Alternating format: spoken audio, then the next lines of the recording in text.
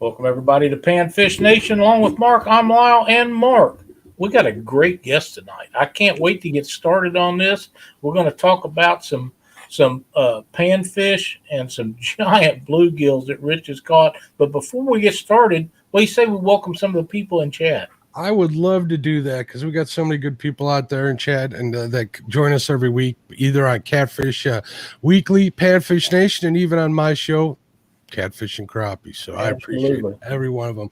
I got Avid Fisherman in chat. Avid's going to be your guest on Monday, isn't he? He is excited about that. Yeah. So is he. I know Avid's excited, and congratulations for him. I know it's been something that he's really been looking forward to. So I can't wait to see you on Monday. Maybe we'll get a good thumbnail put up for him. I'll see what I can whip up. What do you say, Lyle? Okay, sounds like a plan. All right, we got Cindy Stokes. What's going on, Cindy? How are you, dear?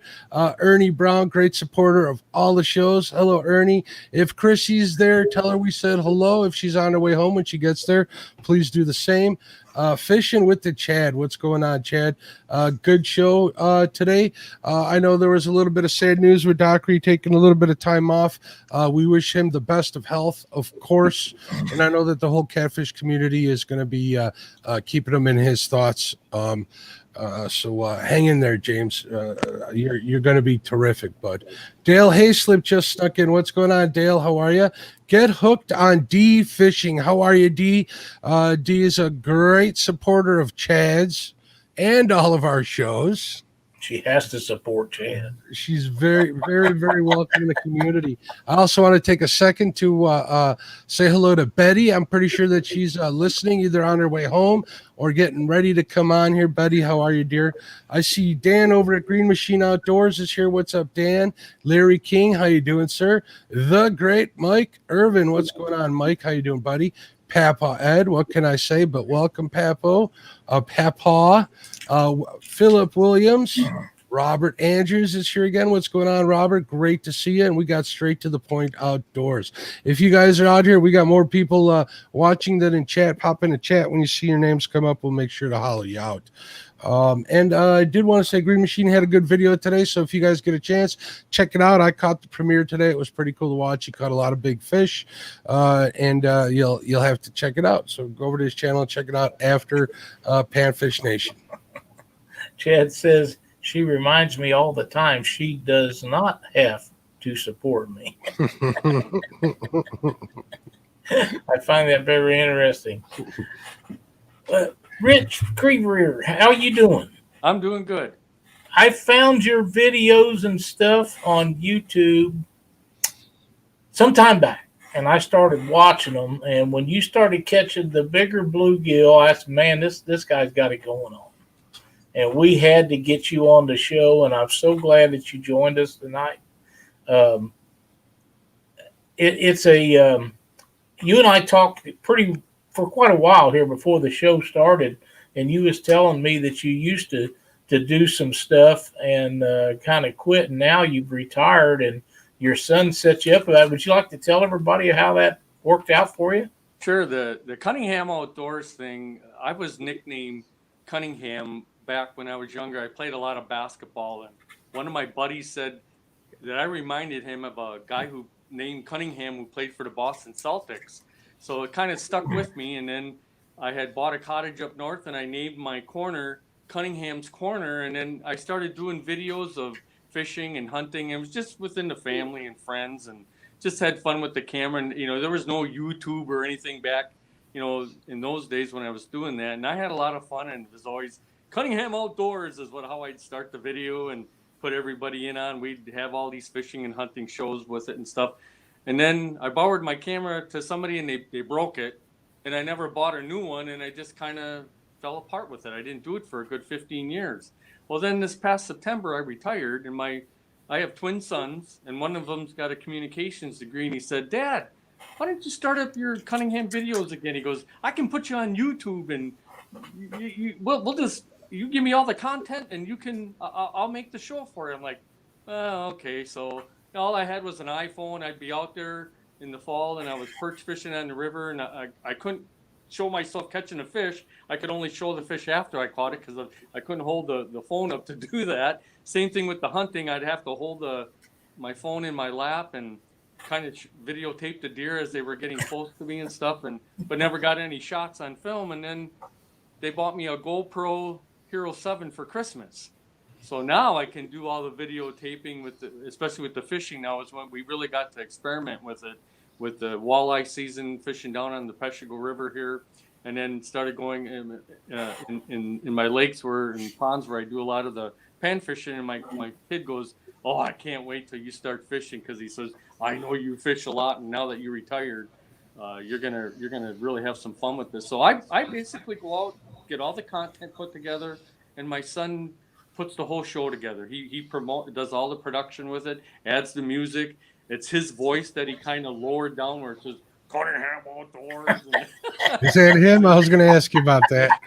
That's his voice. He just modified the voice, and he kind of puts it all together for me and puts the subscribe and the post and all that stuff. And he tells me, "Dad, every once in a while, don't do it on every show, but every once in a while, tell people to subscribe to your channel and like your videos, and but don't do it all the time. Just mix it in there once in a while." And so then I just started doing it again, and I'm having more fun with this now. And then when he told me about this Panfish Nation with you guys, I'm like, "Are you kidding me? There's a Panfish show?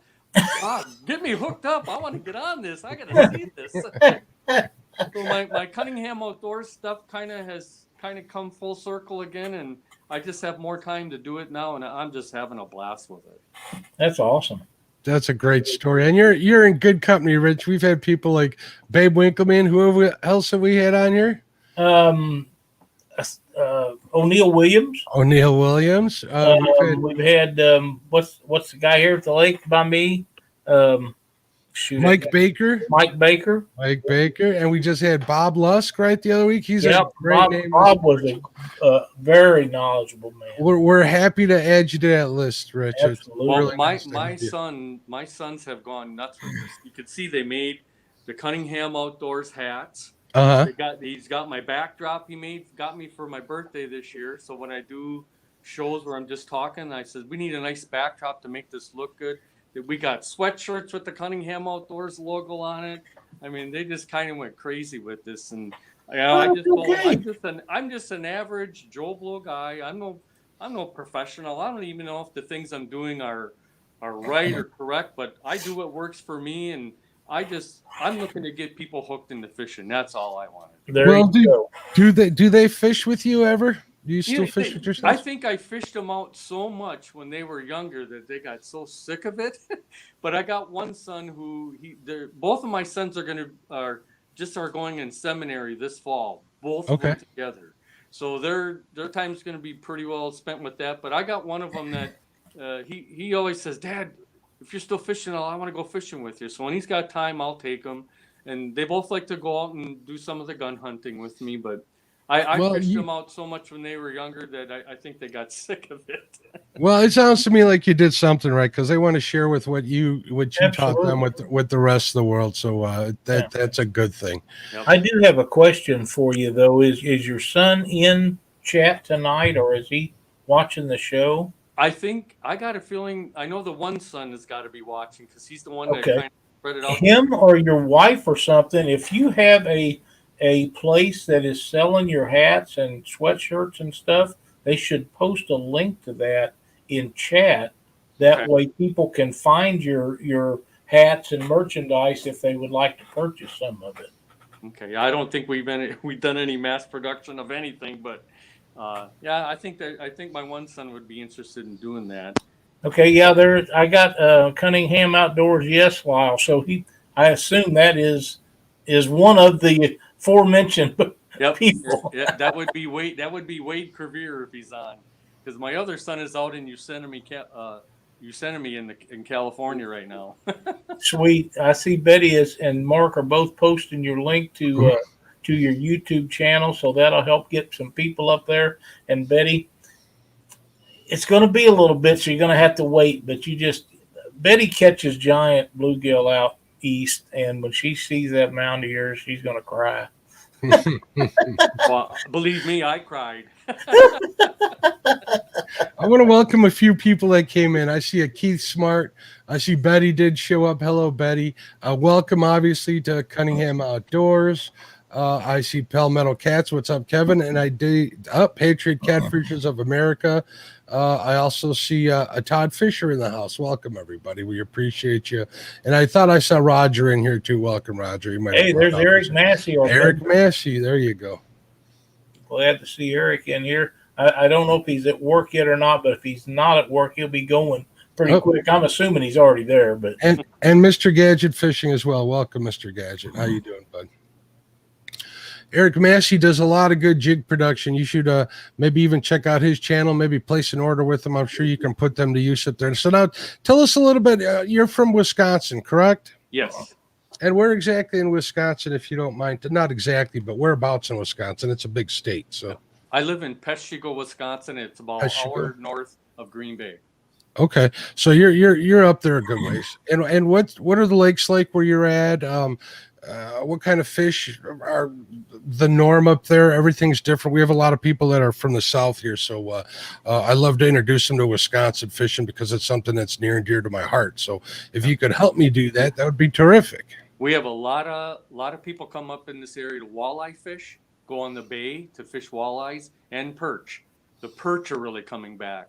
But where I have the most fun and the most success is finding these smaller lakes, sometimes the bigger ones, for the bluegills. And Wisconsin, up here in northern Wisconsin, we have a lot of hidden gems where you got to portage back into the woods. It takes a little work to get back in there with a little 12-footer and a bolt dolly, and that's where I have the most success and just have had probably since over the last 10-15 years. And especially I've gone fishing over 50 times already this year.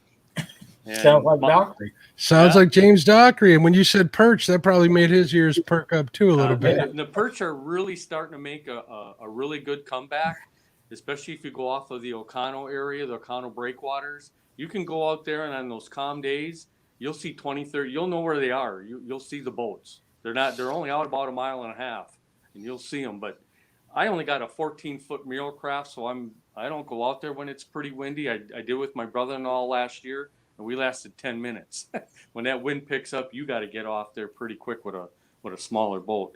So I'm fishing most of the smaller lakes up about 45 minutes to an hour from where I live, and then I'm also fishing the Peshigo River really heavy in the fall for some of the perch because they'll sneak in those channels, and then in the spring for the walleye run when the walleye run's on. But when I look at my younger days, when I really picked up fishing and really loved it as a sport and a hobby, I always thought, okay, what do I really like more of? Bluegills, crappies, bass.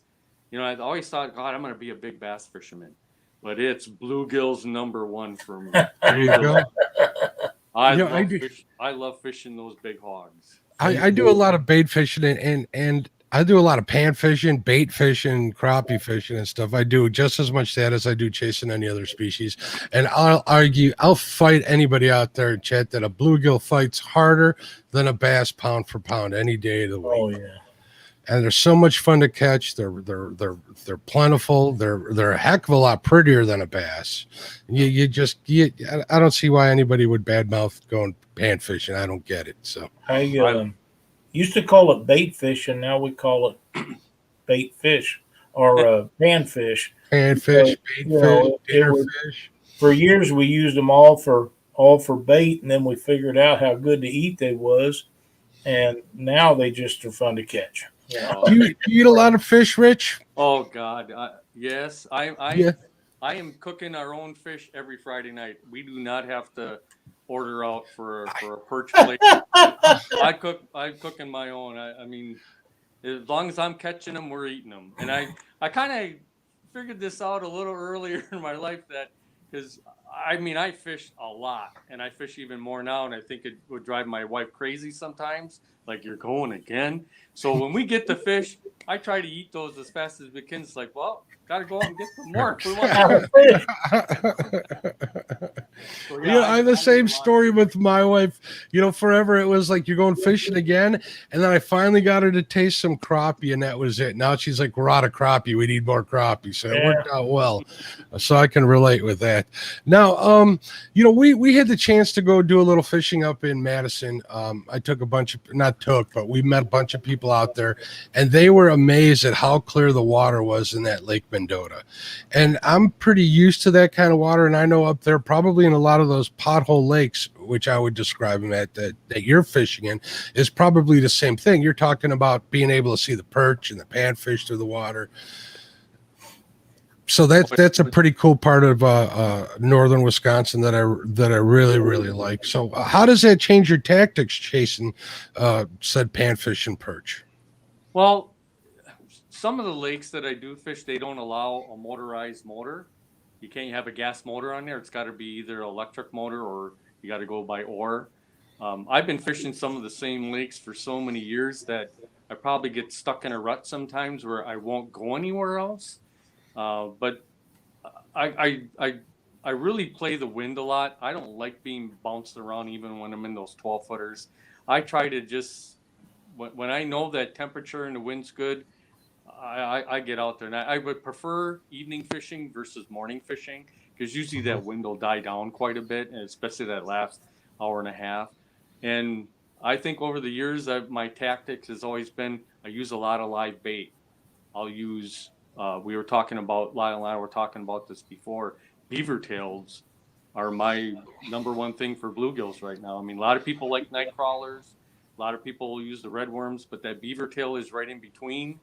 And that's a hot commodity now. When you go into a bait shop up here, they are stockpiled with beaver tails because they go through them so fast.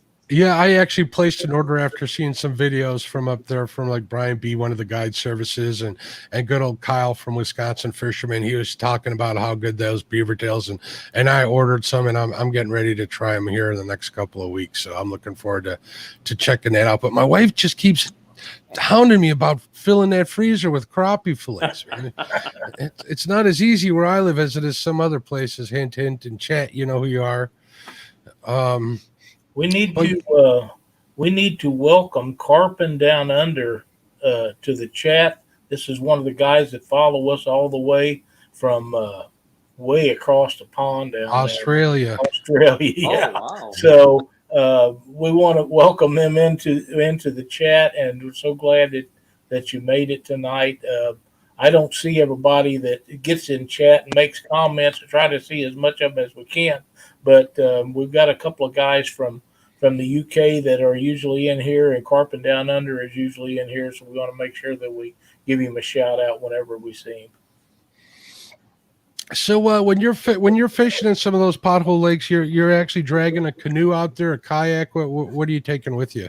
Now I'm taking usually a 12-foot boat. I do have one that's not quite 12 foot. It's about 10 to 11 feet. I actually measured it this year. I have it registered as a 12-footer, but it's not 12 feet long. Mm-hmm. But normally it's a smaller boat that I'll put a little boat dolly on, and I'll portage it through the woods or the trail, depending on what I've got to work through to get to there. Because most of those boat landings, they got public access to it, but they'll put boulder and big steel pipes in the way, so because they don't want ATVs and other traffic going down there. Which, I understand, it makes sense. But then that way, that deters people from going through the hassle of wanting to do that. That just makes it better fishing for the people that want to go through the hassle of doing that. So some of the best fishing spots are the hardest ones to get to, isn't that the truth? Exactly. Yeah. I do have a question about that. When you're talking about going to these places, are those places are they on public land or private land? On public land. Okay, that was my question. And Betty, she has a question in chat and says, have you ever fished the Mississippi River up there in Wisconsin for perch and walleye? If so, any tips specifically in the fall? Yeah, we're planning a trip to go up to Genoa to go fish the river up there by the dam. So that's what she's talking about. No, I have never done that. Not that I wouldn't love to. No, I have never done that. The only true river fishing that I've done is the Peshigo River here right in town. And I guess you said you were fishing for perch. Well, what are your tactics for catching perch in a river? You know, it's so simple. You're gonna laugh. I use a really small bobber, not even a pencil bobber, just a really light round bobber, and it's called like a pear bobber, and it's got a little jiggle to it. So Okay. there's little noise in it, and I'll be down with maybe a foot, if that, sometimes even less, but just a number 6 hook and using a minnow. I will get some on the beaver tails, but I'll get more perch on the minnow. I'll get the jumbo perch on the minnows. But And are you using whole minnows or are you just using the heads? yeah, What are you doing? no, I'm using Whole whole minnows? minnows, and I experiment a lot with that. Whether I'm hooking them through the bottom of their mouth, back of their tail, or in their back of their fin. So I just try to find which way I'm not going to kill it as fast, so that it can Mm-hmm. swim around out there. But I'll use a whole minnow. But I'm fishing for these perch in less than 3 feet of water. I mean, they are Now, when they come in the fall, they're shallow. They're now, are you using some like a split shot to try and slow that minnow down? only when it's windy. If it's When it's if I windy? got a good chop to it, I will use a very small split chop. But Mhm. otherwise, if it's kind of calm, because what's really weird about the Peshtigo River, because there's a good current, I can get on the sides of that channel, and I don't hit the current.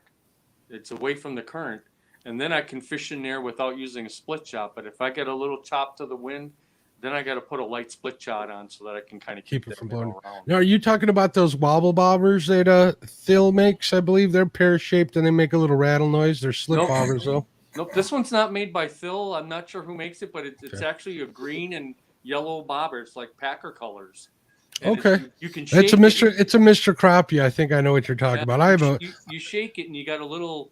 yeah. There's a Thanks a little, little rattle to it. yeah, Yeah, a little rattle those to it. I have a thing for float fishing. I really enjoy it. I've done it since I was a kid. I mean, I just went through and picked a bunch of floats where I'm going to take fishing with me tomorrow, and I got like huge like jars and jars of them in my garage. So if I hear one that I don't have yet, I'll be looking for it. So they're My perch fishing is so simple that I mean, a kindergartner could figure that out.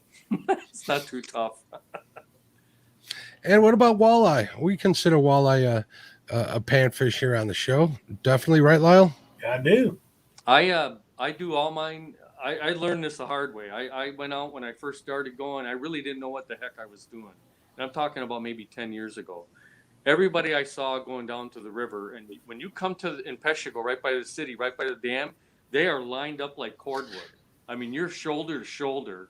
I don't know how they're casting and fishing in there, and they're all throwing big rapalas, sinking things like that. So I went down a little further, maybe a couple miles down, and I found a spot where um, it's owned by the public. It's like it's DNR water, and then there's private land on both sides. But there's a trail that we can go down and get right down the river. So a lot of times we're down there by ourselves. We don't have anybody around us. And I was down there and I was fishing with the rapalas, and I'm like, I'm not getting any walleyes, and just no luck. And I'm like, I put a big sinker on to get that rapala down. I said to myself, I know I'm not getting down anymore. So threw that away, went to my tackle box. I had one jig. I had a pink head jig, a 1/4 ounce tail jig, and I used a chartreuse tail that I had in the tackle box. Threw that on there, and I started to jig. In the first cast, I caught a 22-inch walleye. I'm like, Oh, that's wow. it. Nice. That's it. All I'm doing is jigging from now on. And if I lose a jig, I'm out a quarter. But depending on the water, the height of the water, I'll go with a 1/4 ounce or an 1/8 ounce jig, and I do all my fishing by jigging, and for the walleyes, and I've had a lot of success with that. I really enjoy that a lot.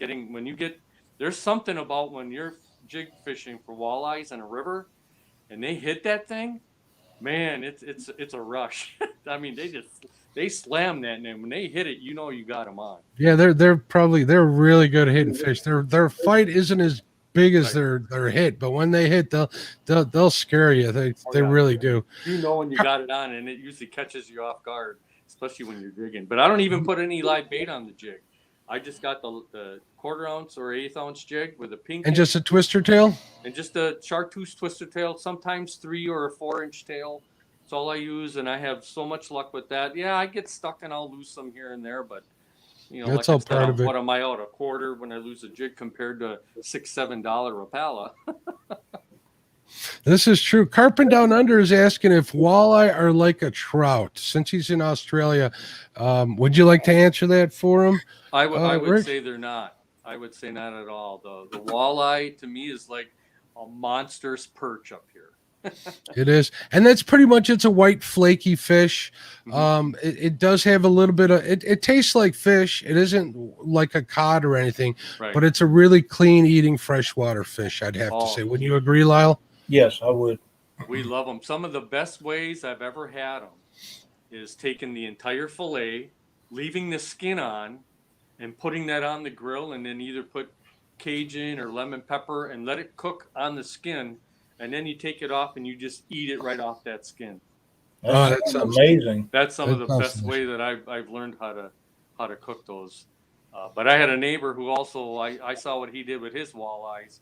He took a cookie dish, and he put slabs of butter, onion, and lemon, and then he put the walleye fillets in there, put it in the oven for about 20 minutes. Oh God, was that ever good too? So That sounds good too. That's so I good. do it that way a lot too. I like them deep fried too, but probably a little healthier to eat them baked in the oven. But I'll eat them any way I can get them because I love the walleye too. Yeah, they're great. Tomorrow's Friday, Lyle. You know what that means? Fish fry. Fish fry. We got to figure something out tomorrow, Lyle. That sounds like a deal. I see Gabby's dad's in the house. Welcome, Justin. How are you? Walleye's a good fish. I like them. Walleye, perch, crappie. Those are my favorite freshwater fish to eat, definitely. Do you ever do any crappie fishing up by you? I know there's a gentleman up there with a YouTube channel called Floppin' Crappie. I forget his first name. I've spoken to him a couple times. But he's up near the Minnesota side of the state, and he seems to do okay. There's no monsters where he fishes, but he still loves chasing them just like we do panfish. So do you have any of them out by you?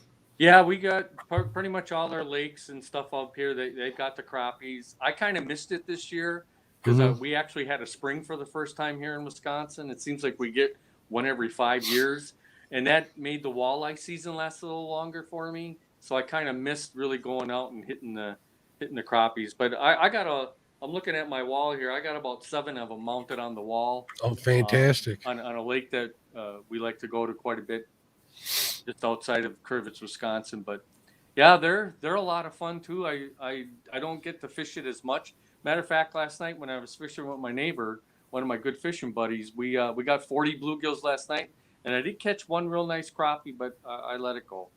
We ended up just keeping the bluegills. You did keep all the bluegills? That's pretty cool. And what's your favorite way to fix bluegills? Oh, I fillet them out and then skin them, and then I deep fry them. Deep fry them? You fillet them, skin them, and then I fillet them and then skin them. Yep. I'm gonna try and put that on one of my shows once just to see if I can get feedback from people on maybe a different way to clean them. But I just fillet them out good, and then with a real good sharp knife, I just fillet or skin right off the skin, then, and I got a nice chunk of fillet that way. But I love deep frying them, and I'm a diabetic, so I got to be careful a lot of times of what I'm eating and how I'm eating. But I did learn that if you use peanut oil, it's not the cheapest oil to buy, but the peanut oil is, for some reason, it's healthier for a diabetic to digest. What they say. And then it also is better heat resistance. You can let that oil get a lot hotter than you can canola oil or corn oil or vegetable oil. I did that one time. I had canola oil out and I had neighbors over, and I was doing a fish fry, and all of a sudden I looked at my pan. I'm like, holy crap, it's smoking. And I went and put the fillets in there, and within seconds it turned them black. Black, yeah. It does So I had to turn the oil down to make sure I didn't wreck the entire batch of fish we were cooking. But I like deep frying them. That's my favorite way to eat them. Again, Carpin Down Under said so. Walleye is basically a zander. They're different. They're very different. I have relatives that catch a lot of zander in Eastern Europe, and they taste nothing like walleye from what they tell me when I've been here and I've fed them walleye. So there is a taste. Zander is a huge looking walleye. They get to be they get to be the size of like pike and muskie. They get huge. Oh, wow. but they do not eat like a walleye.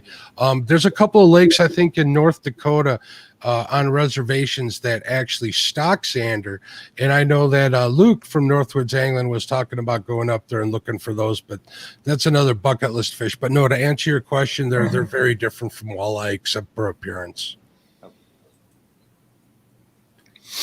So somebody had mentioned you had a mount to show and make Betty upset.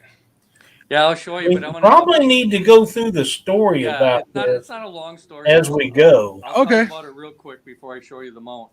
It was last June. I was on one of my favorite lakes where I caught all those big bulls this year, and I had hooked into what I thought was a bass. And we were fishing in pretty shallow water in the reeds, and we pulled in this bluegill, and I was like, holy man, I'm like, look at this thing, the thickness and the circumference. I mean, I'm like, we can't eat this.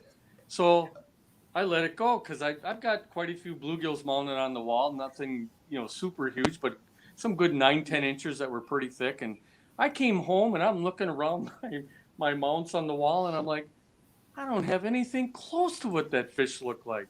But we took a nice picture of it when we were in the boat. So for a good month, my neighbor listened to me complain, practically cry about why didn't I keep that fish? Why didn't I keep it to mount it? So my wife and him got together and they said, we got to get Rich a replica. And I have a cousin who does taxidermy and stuff. So he's like, we got to get a replica of Rich's bluegill and give it to him for Christmas Eve. So Christmas Eve, we planned to go over to my neighbors who worked with my wife to get this bluegill mounted to give to me.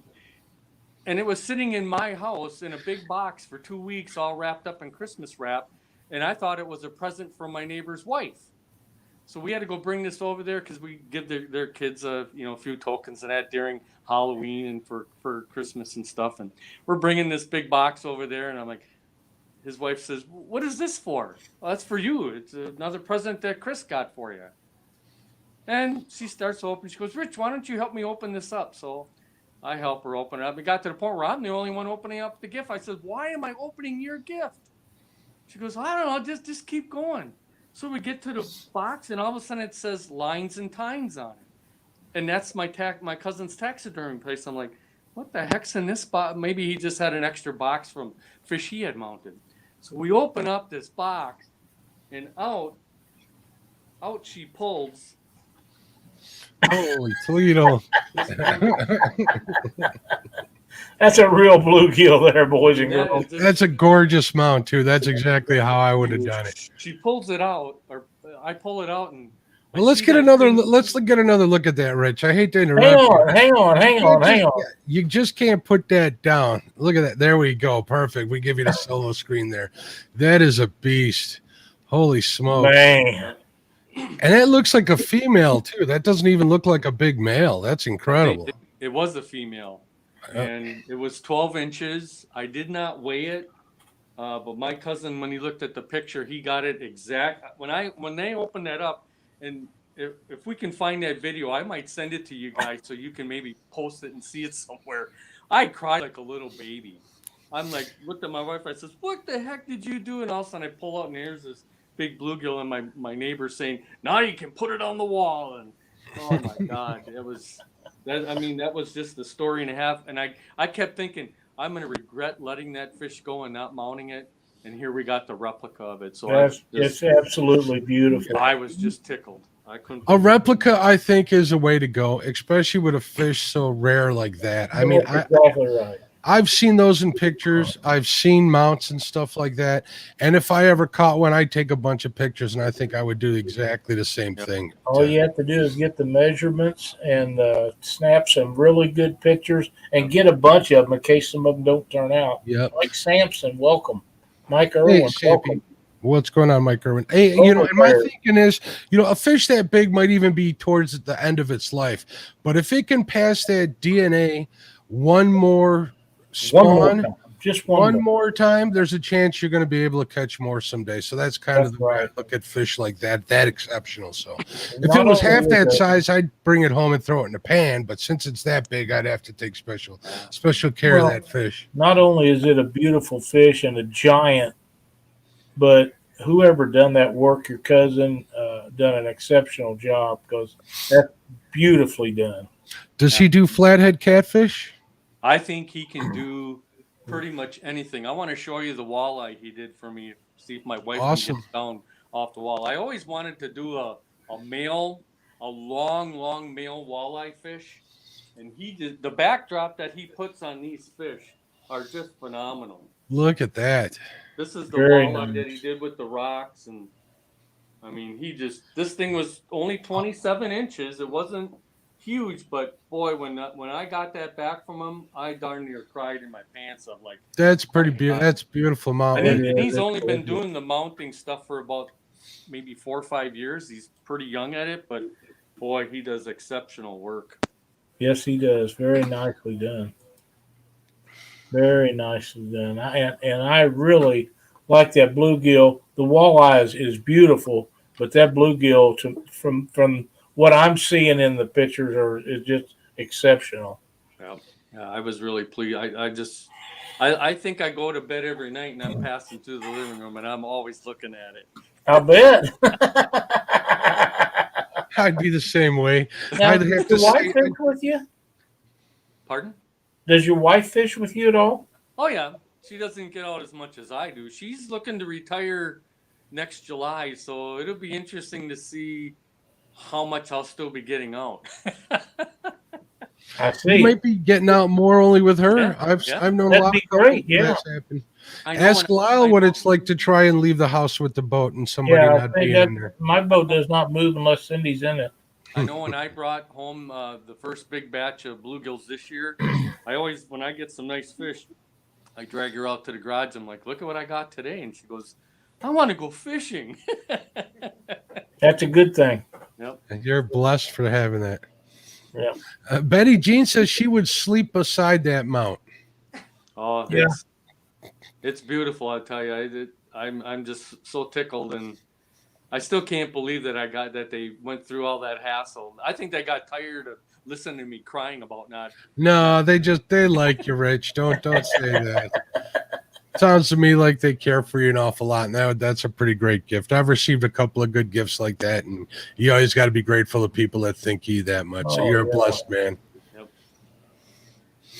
I want to remind anybody, if you have any questions for Rich, that you can post them up in chat. Put a couple of question marks before. That's usually the best way for us to see those. You sure can, and don't forget to like our show. If you like the content that we give you each and every week, please share it out and subscribe to the channel. We got some giveaways coming up, and you won't be able to win unless you're a subscriber. So make sure you do that.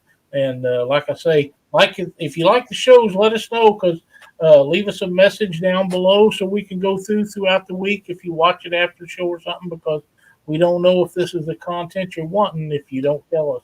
Thanks, Betty, for sharing Rich's link out. Betty beat me to it. I was just doing the same thing, guys. So make sure you subscribe to Cunningham Outdoors. Rich would appreciate it. And from the videos that I've been watching, I think you guys really enjoyed. If you're here and you love panfish as much as we do, and you love the whole aspect and the outdoor lifestyle, I think you really enjoy it. He has a lot of great videos, and there's some hunting stuff on there too. Yeah, tell us a little bit about your hunting on the channel. Oh boy, I kind of experimented with only my phone this past year because I got the GoPro 7 from my son's this past Christmas, so I didn't have it for the deer season. And so I had to do a lot of it from my hip on my phone and stuff. And I passed up a lot of deer I would have liked to have shot, but I couldn't do it while I'm holding the phone. So now I can't wait because I can put the GoPro on top of my bow and I'll be able to film it if I want to get a shot. Hopefully we're going to get some on video and stuff. I actually bring my one son who does all the productions for the show. He actually came and sat with me a few times. We use a lot of ladder stands. So I'll put him within 5-10 yards of me, and he can kind of film at the same time while I'm filming. And, since he was a big part of getting this whole Cunningham Outdoors going again, I try to include him as much as I can when he's got the chance to go out. But with the GoPro 7 coming this fall, I think it's going to be a blast. I will want to say one thing, and I know some people that know me that are probably watching this are going to say, oh, God, here he goes again. But I'm a bow hunter, and I do gun hunt, but I'm a big bow hunter. If you don't have a heck suit, you need to go buy one.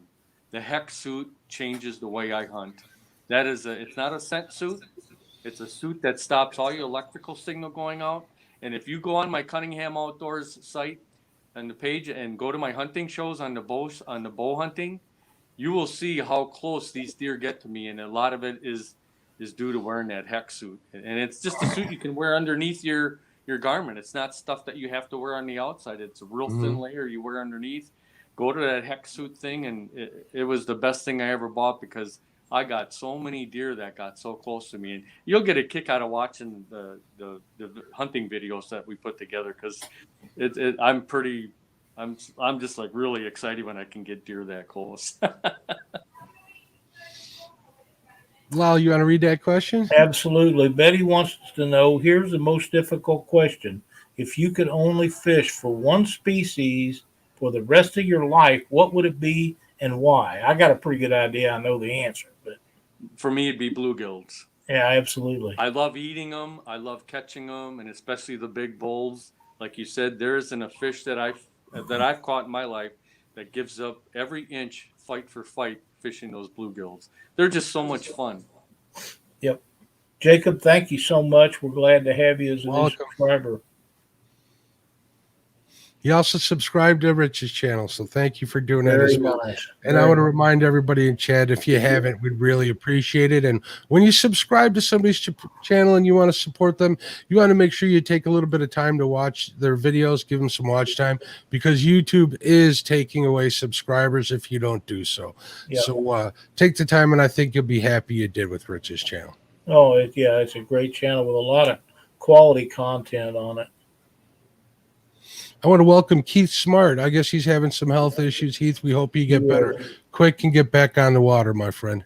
He is, and he's a longtime subscriber to Catfish Weekly. So I've known Keith for a long time online, and we hope that you get to feeling better really soon, Keith. So what's your plans for the weekend, fishing-wise? I was thinking of maybe going out Saturday, which I haven't done in quite a while, depending on the weather. I wanted to see if my wife would be interested in going out on Saturday just to get her out. As he looks over.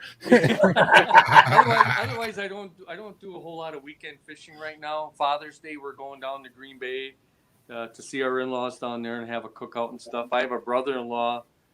Shout out to you, Bruce Dykert. He's a big fisherman as well. Belongs to the Trout Unlimited and stuff, and he loves to fish as well. So we're going down there and visit them and have a cookout and stuff and just enjoy some family time. I'll be waiting till next week. We're supposed to get a cold front coming through here we're not even going to have 70 degrees.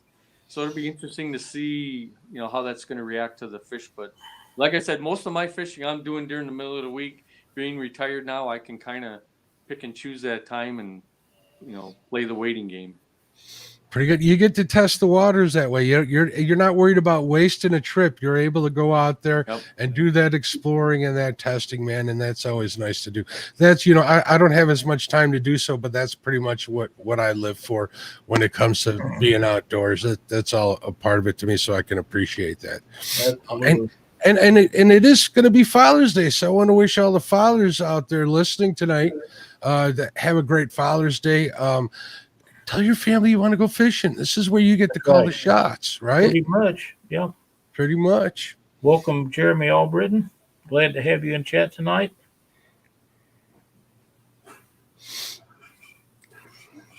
So, where else would you like to fish? Or is Wisconsin pretty much where you want to stay? Is there any other places you want to travel to in your retirement or when your wife is done working? I wouldn't mind, and I don't know if there's much fishing further out west, like around Montana and Wyoming. I don't know if they get much for a panfish out in those states, but I think my son just driving through Montana said was just beautiful. That'd be something I'd like to, maybe kind of look into again. And then when we're able to travel to Canada again, if we can get in that area, I did some walleye fishing up there that was just phenomenal. I remember going with my brother-in-law once, and we caught like 1,200 walleye in a week. That's crazy. Wow. Yeah, it was just a walleye heaven place that we went to. And they worked really hard to get that walleye population to come back in Canada too, didn't they? They were having a hard time for a long time, and through limits and responsible harvest, they really got us to turn around, didn't they? Yeah, they really did. I think the whole pandemic year must have hurt quite a few of those fly-in areas. That was one of the places we went to, and without having the customers being able to go in there. But we had some. The trip I went to one time was just. I mean, you'd go out fishing 3 different times a day, and I mean that's all you did. You have to know when you're going up there. That's all you're going to do is fish, fish, fish, and it was fun. I wouldn't mind going to Minnesota again though too. I know there's some good perch lakes around there. I like fishing the perch and the bluegill, and just kind of I'll venture that way. I'd be interested in maybe doing that someday. You know, if you really want to go for some like world-class bluegill fishing, Lyle, I'm thinking Texas. What do you think? I know there's some big bluegill out in Texas. You might want to look in that a little bit. So the guy with Big Patrol goes down there and catches some absolute studs. You got to do a little bit of research, but they're down there. If you can stomach the heat, that's where I would go if I was you. Yeah, I'd want to go in the fall, I think, if it was me, but that's just my opinion. Philip, 29-year anniversary. Welcome. Good deal. Congratulations on that. Congratulations. I want to say hi to Want to Be Outdoors. Matt, what's going on, sir? How are you? And Polar Bear. Yeah, it was no problem. Polar Bear had his first live stream yesterday while he was fishing. I stopped in there and said hello. I know he had some technical difficulties, but I was happy to stop in and give you a little bit of support, buddy. Anybody who is the Chad is all right with me. That's right. So, Lyle, what else you got, bud? I'm still trying to regroup after that bluegill. That walleye's got me too with those. You know, when I see those gills all flared out and that mouth open, I'm thinking, man, I hope that it's pretty nice. Yeah, inhaling one of my baits, one of my jigs and minnows. So I just I know that I've been watching a lot of Rich's stuff for some time, and when he told me about this here a while back, I thought, oh man, that's a giant. It's got to be a giant. He's got it mounted. It has to be, but it's not anything like what you see when he shows the mount to you. It's just incredible. The stories never are. So, I mean, are you a red worm guy? Are you using jigs? What are you using for your pan fishing? I'm mainly using the number 6 hook and a beaver tail. And the beaver tail is what you're using? Yeah, for some reason, like when I'm fishing and there's no wind and you got those lakes that look like a glass ring, like glass, I can't even use a bobber. They get really spooked with the bobber, but if I throw up there with a heavy enough beaver tail on and I can cast the line far enough and just let that hit the area all by itself, boy, they just attack it. I'm having more luck fishing just throwing the piece of beaver tail out on a number 6 hook, but sometimes not even using a bobber. And that's when I'm able to get in close enough without spooking them. And that's a blast to throw that beaver tail. You see it sink, and you can see the fish come and attack it. It could be very well could be the rate of fall. I know that has a lot to do with walleye and a lot of other fish that a rate of fall really drives them nuts.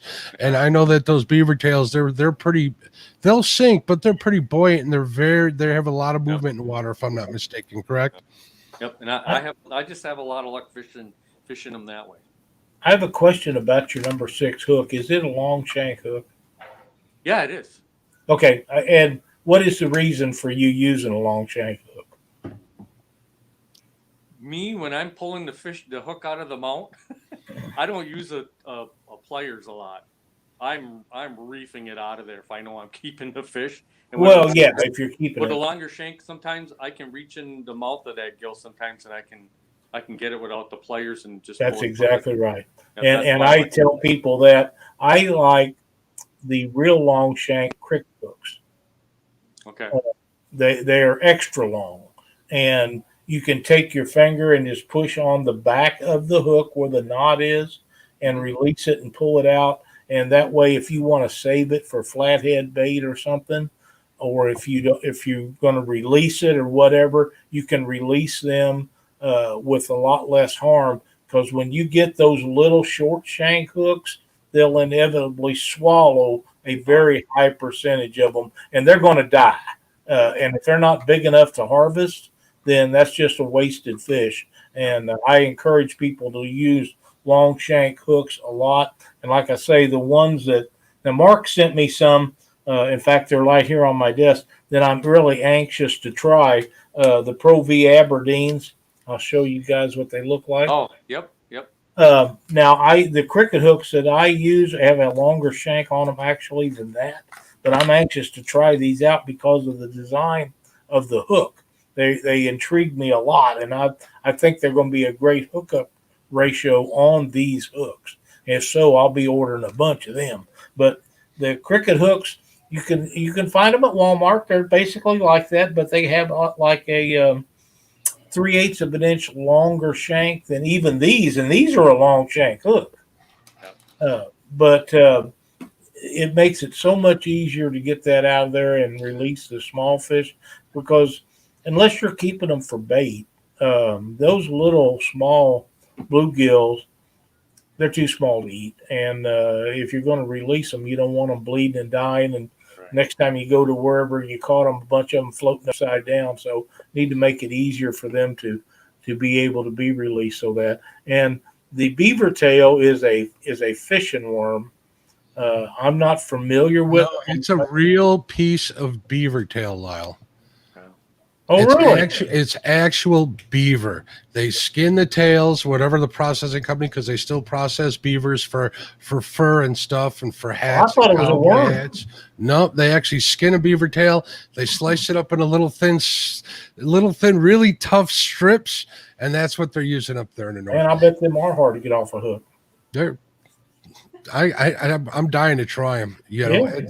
Think of 1-inch Berkeley Gulp minnow, but of something real. It's not plastic, and I imagine they're pretty pungent. Are they, or am I wrong, Rich? Well, I don't know if we're talking about the same thing. The beaver tails that I use, that I buy, it's an actual worm.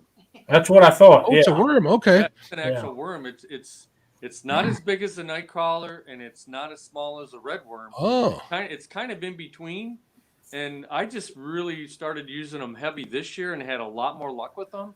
And I'm noticing for some reason the bait shops, they never carried so many of these at one time, but that is their main supply right now. Rich, I'm going to send you a link to these beaver tails that I'm talking about on Facebook so you can take a look at them and understand what their confusion came from. Because it's an actual beaver tail that they make these small little packages of baits that you can use. And on Lake Mendota, they use them a lot for like perch and panfish up there, and they say they work fantastic. That'd be good too. Avid likes waxworms. Chrissy Brown says, "Hey, y'all, I've been on here listening, a little preoccupied with a 5-year-old. Met me in town, and he wanted to come to Mama and Papa's, and that is awesome. That's one way to get him introduced to the fish world, Chrissy."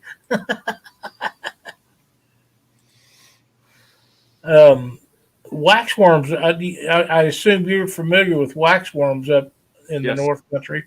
Yeah, they're quite a bit smaller than what you're talking about. Oh, they're real small, and then they're almost white, and they keep them in little sawdust cups is what they do. Mm-hmm. And I buy them. I'll use them here and there, but I don't use them as much. My wife likes using them because that's something easy for her to put on. My theory about waxworms is they're a great wintertime bait. Yep. They're good to use at the beginning of the spring when you're out for the fish, because it's kind of that transition period going from that waxworm to the actual kind of crawlers and real worm. But they'll bite on those all year long. Okay, good.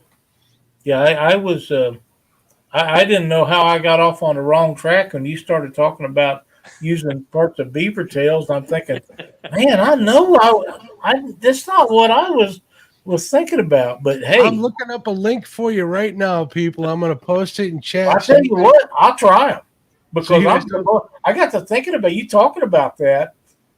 If they'll catch fish, they'll stay on a hook. I promise you won't change it very often. Yeah. A beaver tail would be tough. Just posted a link up there in chat for everybody who wants to take a look at those baits. Those are pretty cool. And they're mainly sold in Wisconsin, which is where my confusion came up. Well, that's cool. I'm going to go ahead and click the link. That way I can look at it after the show. There you go, Lyle. It'd be pretty There cool. you go. It doesn't take much to amuse me or interest me either. If it catches fish, I'm pretty much interested. What other types of fishing are you doing up there by you, Rich? That's pretty much it. The pan fishing, the perch, bluegill, crappie, and walleye. One thing I try to hang on the after the walleye run, the smallmouth will come in nice and heavy. And I caught. I don't know if I posted one of those pictures to you guys. If I didn't, I'll try to remember to send it back. I got a 21-inch smallmouth for the first time. I've always wanted Wow. a 20-incher, but you can't keep them until the first Saturday in May. I caught this one on the 14th of April. It was about 5.5 pounds, 21 inches. We got it all. It's on one of the videos. It's on one of my walleye videos that we posted.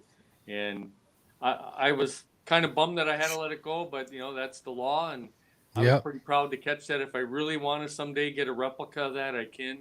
But that's the only fish I have left that I really want to put on the wall.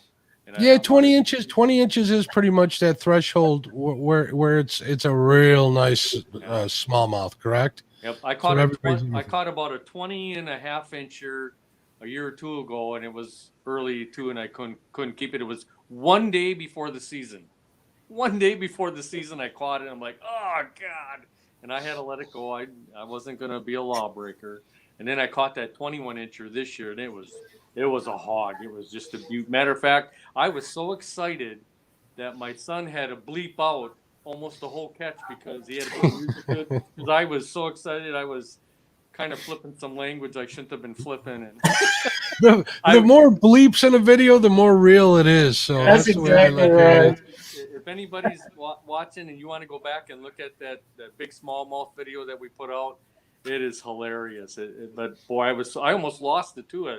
I had to net it and I almost lost it. We brought it to shore and held it up and showed me releasing it, and I was just so tickled. But it's like, oh man, 21 inches. I don't know if I'll ever get one like that again. That's a giant smallmouth.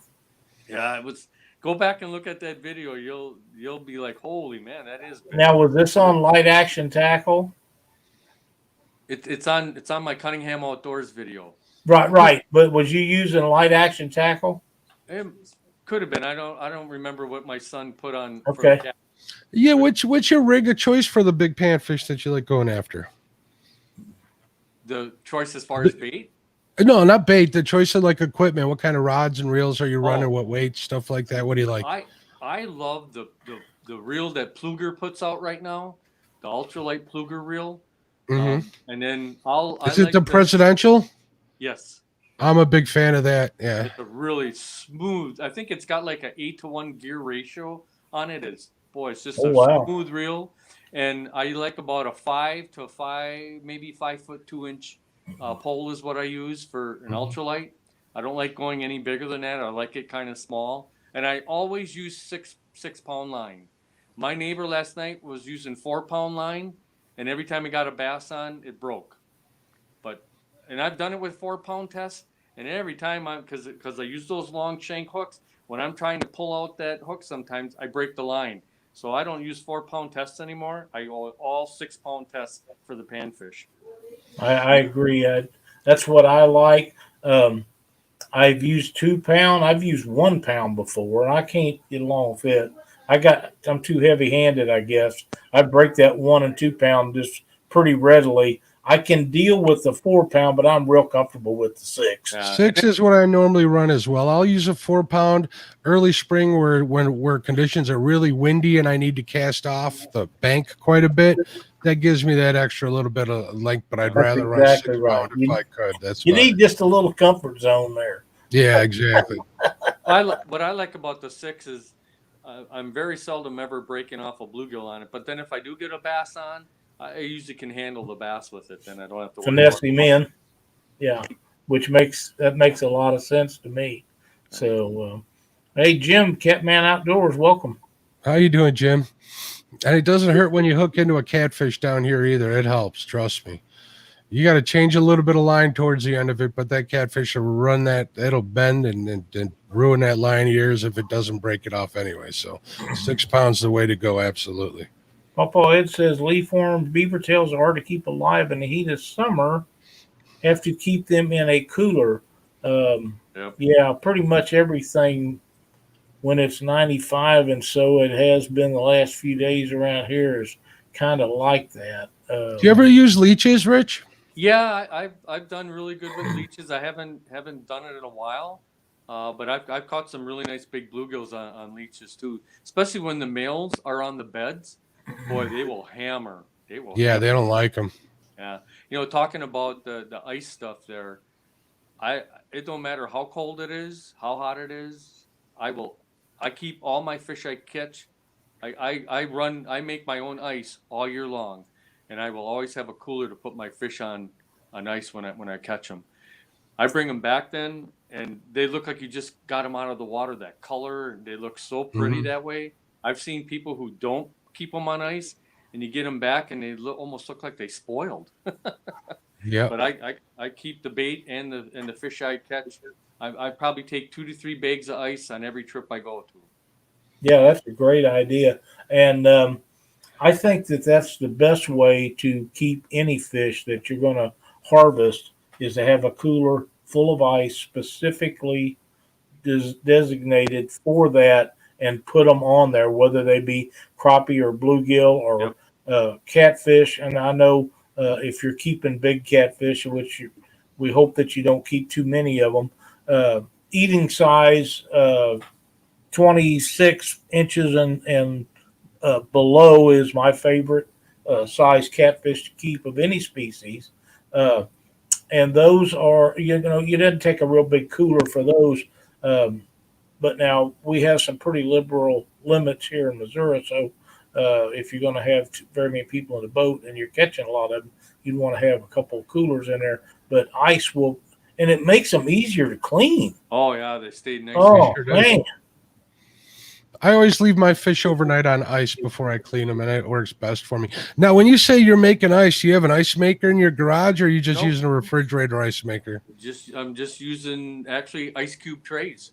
Ice I got cube a whole. trays. There Yep, you I go. probably got about a good dozen of them going at any time, and I'm refilling it constantly, and just put them in big Ziploc baggies. Yeah, Cindy does that too.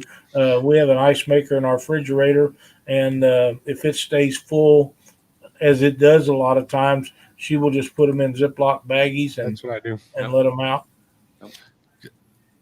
Rich should tell the fish ice story if you see this comment in time. Oh God. Oh, it's got to be my son Wade or maybe my nephew John. I'll tell it real quick. I keep a lot of fish ice in the freezer, and I would put an X on the bag to know that that's for fish ice. And one time I recycled my fish ice from some walleye that I had in the cooler. So I put those ice back in and didn't realize I had some, fishy, smelly and pulpy of the walleye in there, and I put it back in the freezer. Well, those guys came over and they wanted a drink, so I made them old fashioned. And like, when did old fashioned start having pulp in it? And I'm like, oh, you got the fish ice. They made them the drink with the fish ice. Did they? That whiskey. That whiskey would have sterilized it, so it'd have been fine. They should have finished that drink. Yeah, I'm afraid that wouldn't have went over too good around here. Last night we made a video when we went bluegill fishing, me and my neighbor, and he wouldn't let me film this. But if he's watching, he's gonna kill me for telling this. But we're oaring, and my oar lock on the oar broke, so we only had one oar to oar the boat. So I would oar with one like a rower, and he was doing it like a canoe. And thank God nobody was out there watching us, because we look like a bunch of rednecks out there trying to oar this boat across the lake with one guy with a paddle on the side and the other guy oaring it in the That would have oar been YouTube gold. You should have done Oh, that. You could have got a I wanted short to made do it. out of that and My son got a would have million used it. hits off of it. It would have been a great blooper. Next time I'll just have to tape it and not tell him that I'm doing it. And So- Brad Cudell says, "Good to the last drop." You ain't kidding, Brad. Do you have any blooper reels or stuff like that? Oh yeah, there was one my son just put on. I thought it was on the last show he posted, where I was fishing and the fish snapped my pole in half. It broke my. I think I had a bass on. All of a sudden, it snapped it, and I made sure I didn't start swearing and stuff because I knew I was filming. I'm like, oh, look at that! It broke my pole, and he put it on. He put it on as a blooper at the end. One of the guys that was in chat earlier, Kevin with Palmetto Cats, done a show with the very first Golden Whisker Awards this year. Mark and I was very fortunate enough to both win some of those awards. But it's going to be an annual thing, and they have a blooper category along with some other stuff. Oh. So if you get a chance, check that out. Your followers can nominate you, your viewers can nominate you for some of them awards if they see fit to do so. It's very well done last year. I have to say it's Kevin has got his finger in a lot of things that he does, and nothing he's done in my mind nearly as well as what that award show was done. It was extremely professional. It's not saying that the other stuff he does isn't done well. It was just that good. I was very impressed, and it's not anything to do with winning awards. He just put the time in and made it a professionally done deal, and it's something to keep in mind. That way, if your viewers see fit to nominate you for some of them, I know some of the content that you got is good enough to be in there. Cool. Well, Rich, I want to thank you for being on tonight. It was really a pleasure getting to know you and getting to talk to you. I just posted the link up there for Cunningham Outdoors. So if you guys could please sub if you haven't yet, watch some of his videos. I know you'll be happy you did. I appreciate Lyle and Mark for having me, and I think this is just the coolest thing to have a show like this to talk about fishing in general. And like I said before, I'm no professional. I'm just your average Joe out there. I just got a lot of time on my hands to fish, so it's always Cunningham Outdoors out there. Here's fishing to you. You're in good company here with us and everybody in chat. We're all in the same boat. We share that same passion for fishing at every single level. So there's one other question I have for you, and we ask most of the people that we have on as guests. I've enjoyed having you on the show so much, and I know Mark has. At some point, we'd like to have you back if you was interested in doing so. I think it would be another great show because this one has been just wonderful. Absolutely. Anytime. You can come celebrate 1,000 subscribers with us. We'd be honored to have you. Yep, absolutely. Absolutely. Chad says, tell him about your friends. Tell him about my friends. No, he's talking to us. Hey, he's talking to us. I'm not sure what he's talking about. Neither am I. We'll find out after the show. We'll find out after the show. Rich, thank you so much. Please stay in touch. And like I said earlier, post your videos and stuff up on our channel so that people can find you. At least the people that follow us can find you easier. Yep. And maybe it'll help your channel grow. I hope you gain some subscribers tonight. And thanks again for being a part of Panfish Nation. Appreciate it. Thank you very much. Thank you very much. Thanks, everybody, for watching the show tonight. We'll see you next Thursday evening.